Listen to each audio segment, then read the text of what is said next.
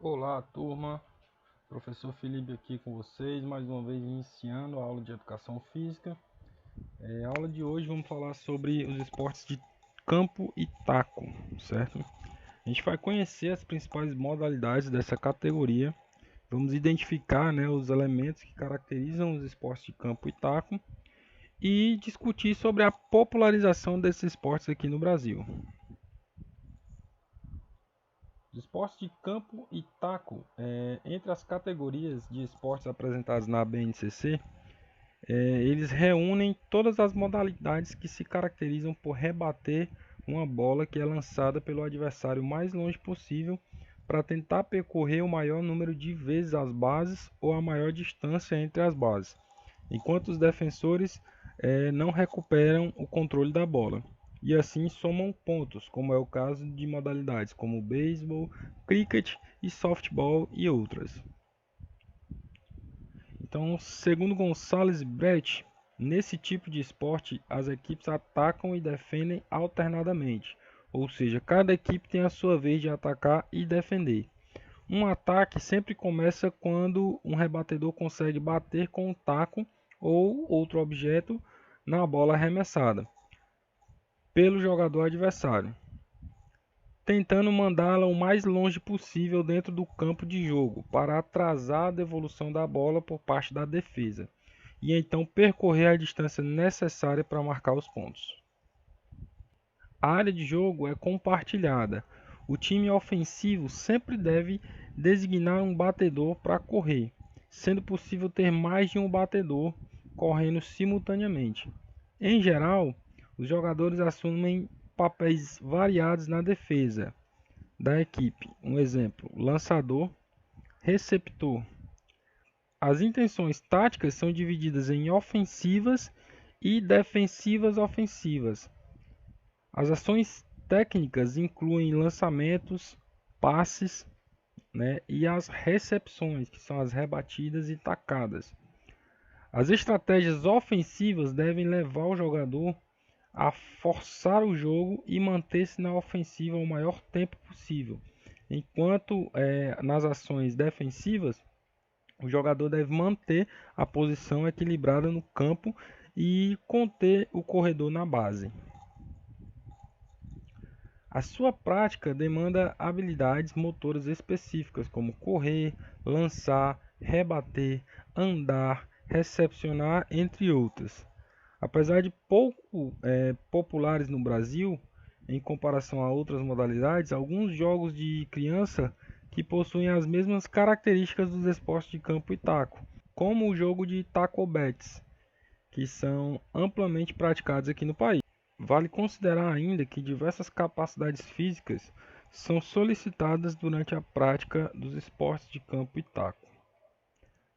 Razão pela qual é importante relembrarmos a sua definição segundo Barbante, que elas são definidas como atributos físicos num organismo humano, ou seja, são todas as qualidades físicas motoras passíveis de treinamento.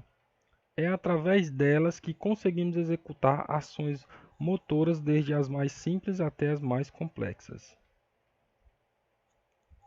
As capacidades físicas são comumente classificadas em agilidade, flexibilidade, força, resistência, velocidade, equilíbrio e coordenação motora. Alguns conceitos de capacidades físicas requeridas nos esportes de campo e taco: agilidade, que é a capacidade de mudar rápida e eficiente a direção de um movimento executado com velocidade.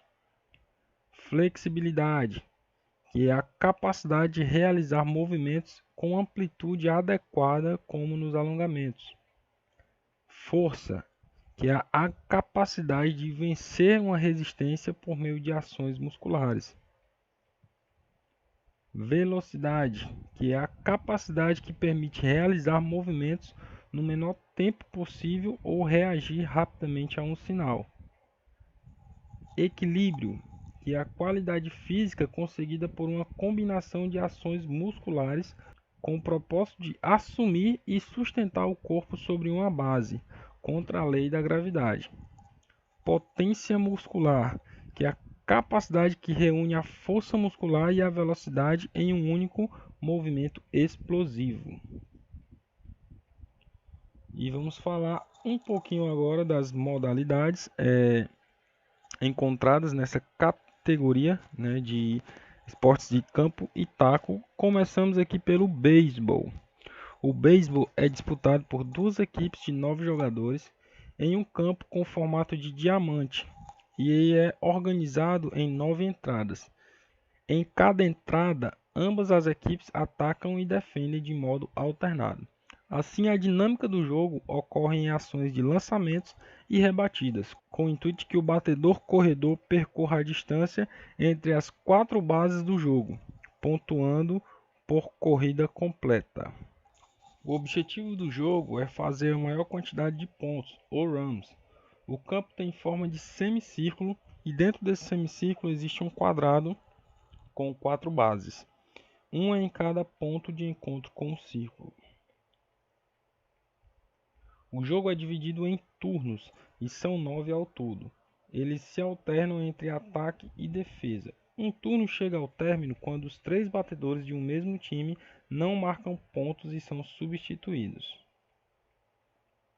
O lançador, também conhecido como pitcher, joga a bola para o batedor ou runner 3 vezes. Atrás do batedor fica o apanhador, que pertence ao mesmo time do lançador, chamado de catcher. Caso o batedor consiga jogar a bola para longe, ele deve percorrer todas as bases e ele poderá parar em uma base ou correr para a seguinte. O batedor não poderá estar correndo quando os interceptadores, também chamados de fielders, relançarem a bola em direção à base. O objetivo é que algum jogador do time adversário pegue a bola antes do batedor chegar a um destino. Caso ele consiga passar por todas as bases, será computado um ponto. Se a bola for para fora do estádio, existe um home run, que também vale um ponto. Porém, essa jogada acontece dificilmente. A história do beisebol. Há quem diga que o beisebol foi criado nos Estados Unidos no ano de 1839 pelo combatente Abner Doubleday. Da mesma forma, outros afirmam que o esporte foi criado pelos ingleses. A segunda opção é bem aceita porque no século XVIII, na Inglaterra, existia um esporte muito parecido chamado de rounders. Então foi estabelecida a teoria de que o beisebol chegou aos Estados Unidos pelos imigrantes ingleses.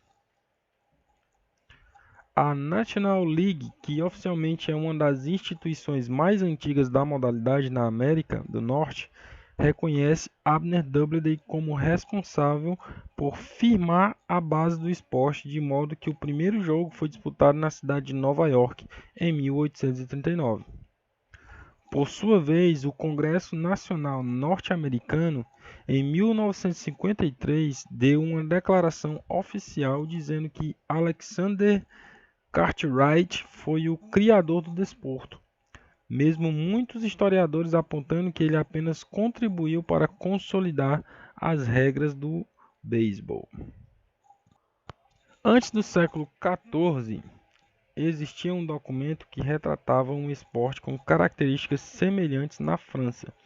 Considerando esse registro, a origem do beisebol fica ainda mais incerta. Apesar das incertezas, com o passar dos anos, o beisebol ganhou muita popularidade ao redor do mundo, principalmente em países da América do Norte. Nos Estados Unidos, em especial, o desporto é um fator cultural muito importante. Além das pessoas que praticam a modalidade e participam das competições, o país possui uma qualidade muito grande de torcedores. No Brasil, o beisebol não é muito praticado. Em 1936 foi o ano que a modalidade chegou ao país, mais precisamente na cidade de São Paulo. Logo no começo, quem se destacava na prática do esporte eram os imigrantes norte-americanos e japoneses. Nas Olimpíadas, a modalidade foi disputada pela primeira vez nos Jogos de 1992, sediados em Barcelona, na Espanha. Porém, o esporte só esteve presente até a edição de 2012. E na última edição dos Jogos em Tóquio, em 2020, que foi realizada em 2021, né, devido à pandemia, o esporte voltou a fazer parte das modalidades olímpicas.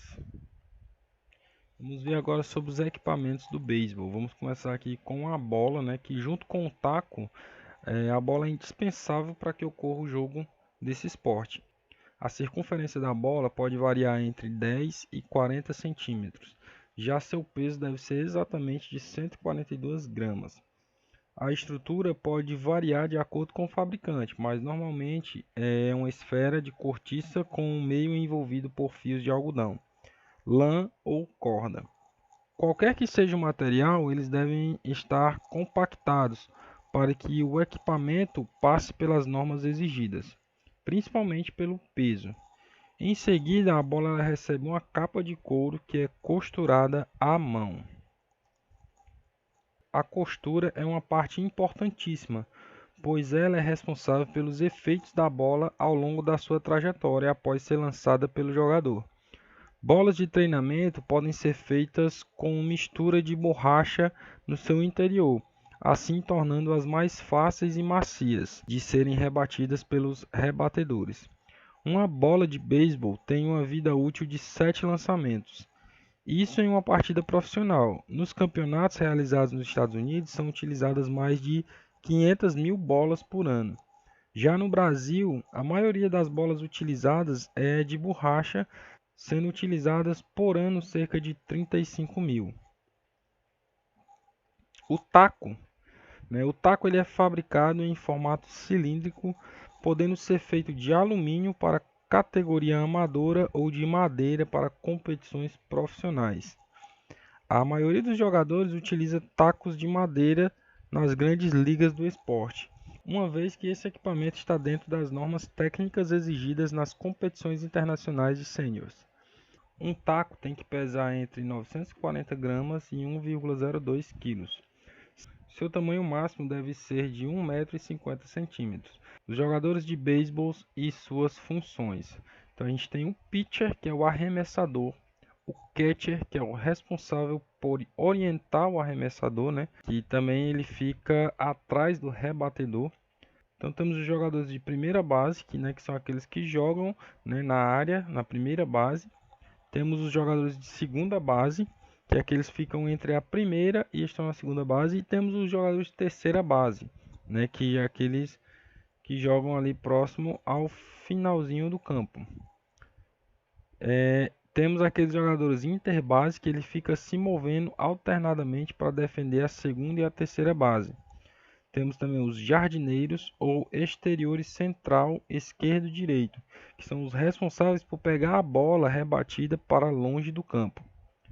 Temos o batedor, que é o jogador que é responsável por acertar a bola do arremessador e correr por todas as bases, completando uma volta na base de meta, marcando um run.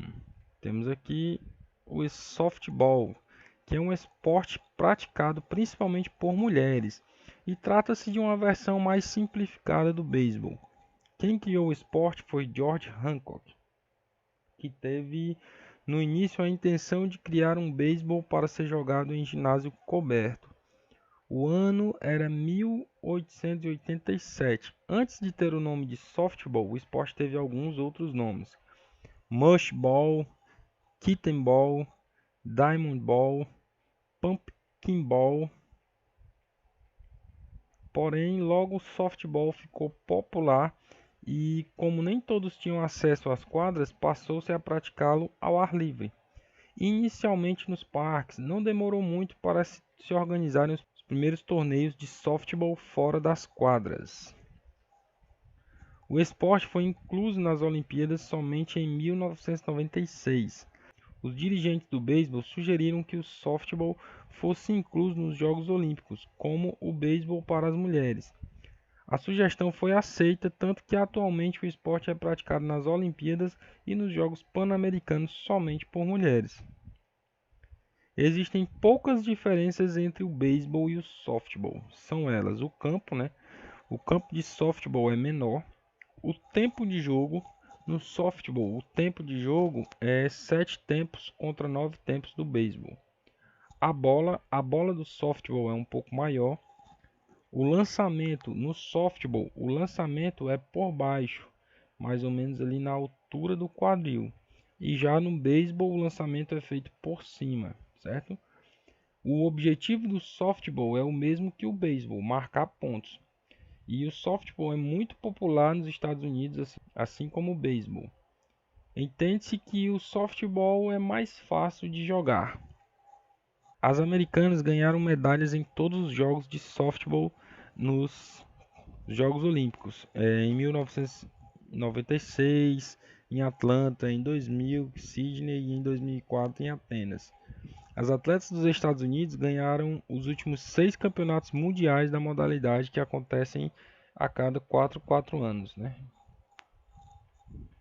No Brasil, o beisebol, assim como o softball, não são muito populares e a grande maioria dos jogadores desse esporte é de origem nipônica. Então, aqui no Brasil, seria até interessante nas aulas de educação física a gente vivenciar e experimentar um pouco, né, desses esportes que não são tão populares aqui no nosso país, ok? Vamos aqui para a próxima modalidade. Nós temos agora o golfe. O golfe, em meados do século XV, segundo alguns historiadores, ele derivou-se de outro esporte chamado Couven, que é praticado pelos holandeses. Chegou inclusive às Ilhas Britânicas. Entretanto, seu início de fato acontece na Escócia, em uma cidade chamada St Andrews, em 1754. A princípio, o esporte não garantiu muitos adeptos, pois alegavam prejudicar o treinamento do tiro com arco. Não demorou muito para que novos praticantes surgissem, ajudando a compor as regras e competições na metade do século XVIII. Apenas no final do século seguinte, campeonatos femininos eram organizados na Inglaterra, regulamentados pela sua própria associação fundada na mesma época. O golfe é um esporte considerado como elitista no Brasil, mas isso só ocorre porque não temos tradição nessa prática. Para jogar golfe, basta uma bolinha e um taco e um buraco no chão. Por que as crianças não brincam de golfe na rua ou porque o golfe não é um esporte que integre o currículo escolar? As regras do golfe, como conhecemos hoje, foram estabelecidas no século XVIII, no ano de 1744, na cidade de Edimburgo, na Escócia. O esporte pode ser jogado individualmente ou em grupos de 2 a 4 jogadores. Geralmente, o bom jogador é considerado como aquele que gasta 4 tacadas para colocar a bola em cada buraco. As duas modalidades mais utilizadas em torneios de golfe são o stroke play e o match play. O match play é uma modalidade no formato de um duelo. Golfistas competem buraco a buraco. Quem ganhar a maioria dos buracos ganha a partida. As partidas de match play não precisam percorrer todos os 18 buracos. Normalmente eles percorrem, porém, conforme o jogador vai abrindo uma vantagem insuperável, o jogo vai terminando mais cedo. Por exemplo, se o jogador está 6 à frente com 5 buracos para jogar, o outro jogador não pode vencer, então o jogo termina. O stroke play consiste em contar o número de tacadas que o jogador executou para chegar ao final do campo. Os torneios atuais ocorrem em 4 dias e os jogadores devem, portanto, jogar o mesmo campo de 18 buracos 4 vezes. Então, 72 buracos aí. O jogador que tiver o menor número de tacadas no final das 4 rodadas ganha o torneio. Swing. O swing é o movimento, a ação realizada para rebater a bola com o taco, a fim de fazê-la voar na direção da green. O putt é o movimento, a ação, né, que realiza para bater a bola, a fim de fazê-la rolar na grama, né, geralmente no green, e embocar a bola no buraco ou colocá-lo mais próximo dele possível.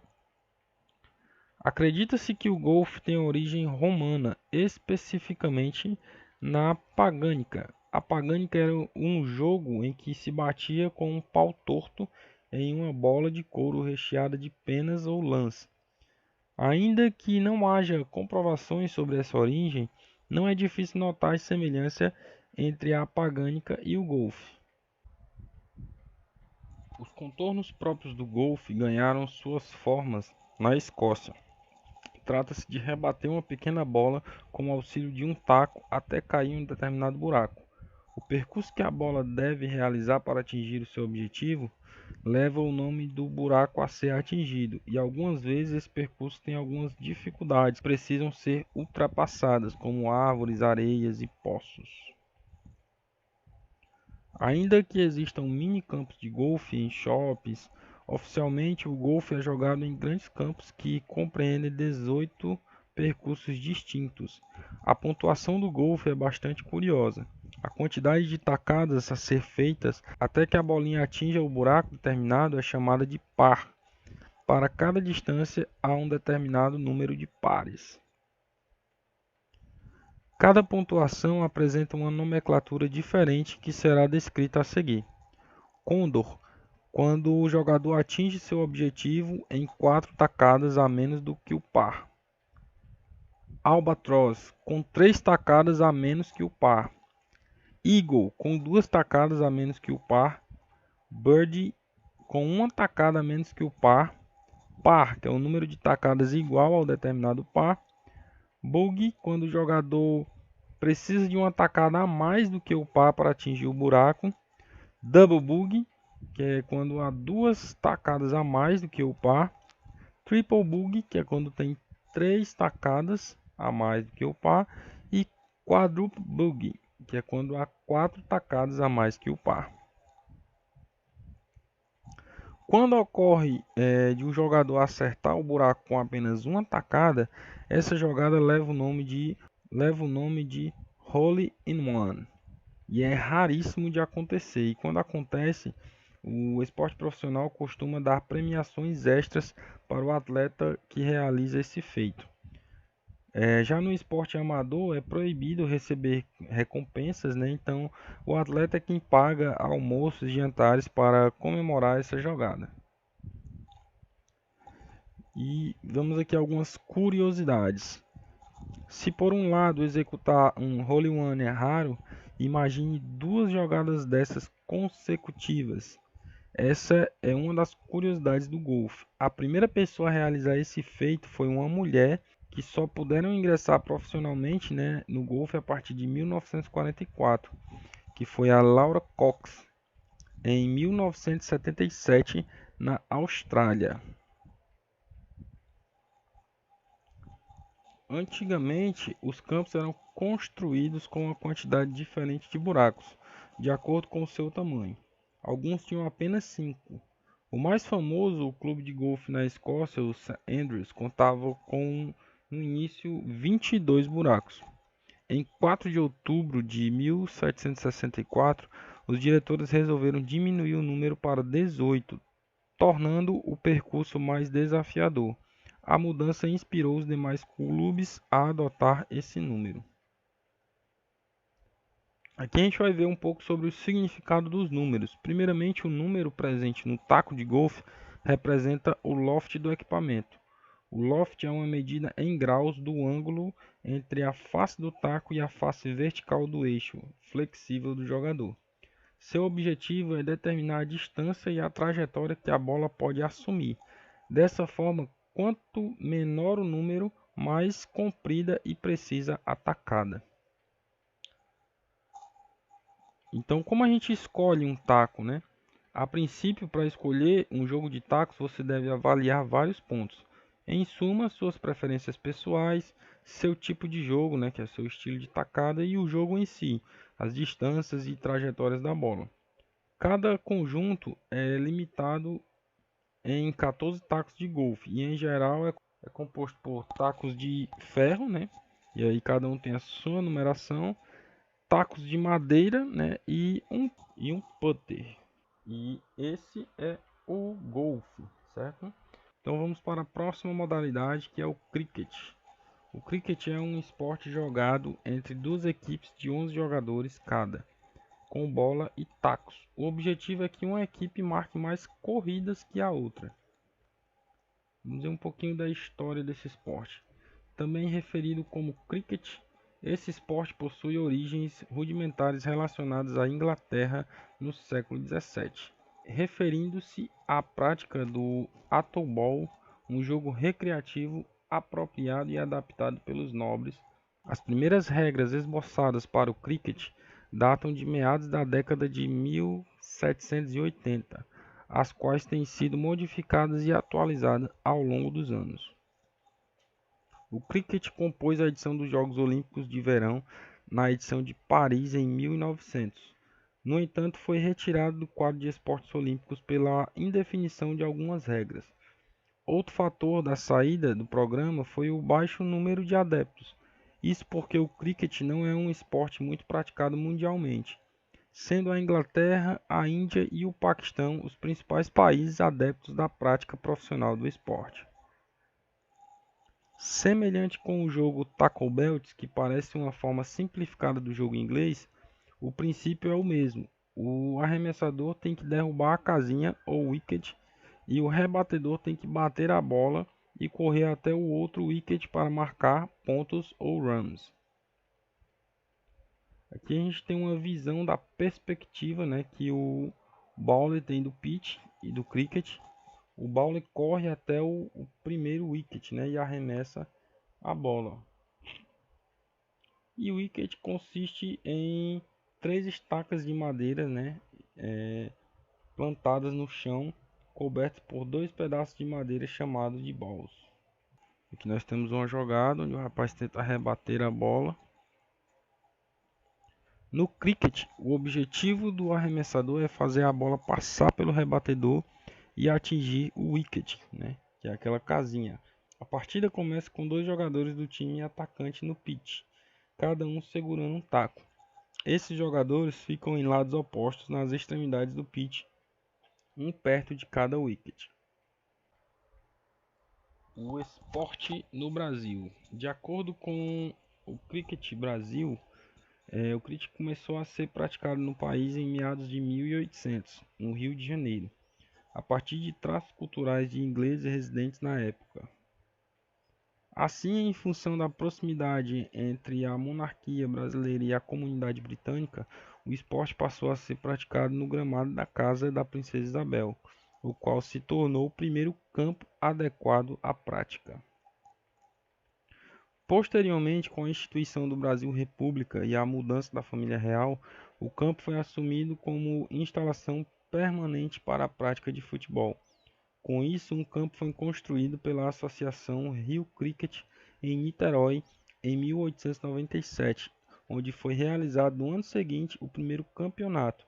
Assim, o esporte começou a ganhar adeptos também em São Paulo, culminando na formação de novos clubes em todo o país. Aqui a gente vê a bola e o taco do cricket. Então, como se joga cricket?